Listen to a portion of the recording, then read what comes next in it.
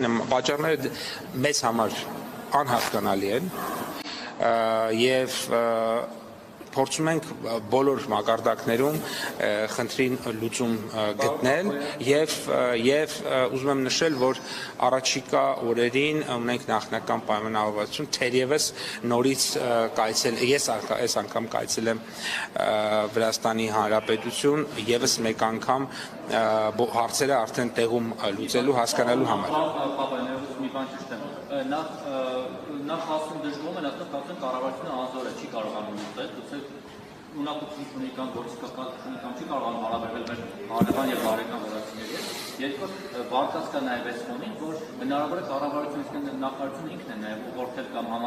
համաձայնեցված եղել այդ օրվա ակցիան, որովհետեւ դուք չեք կարողացել լուծել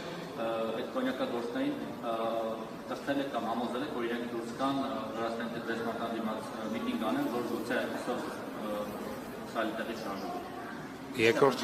Երկու հարցերի պատասխանն էլ ոչ է։ Պարոն Պապոյան, երեք ասել եք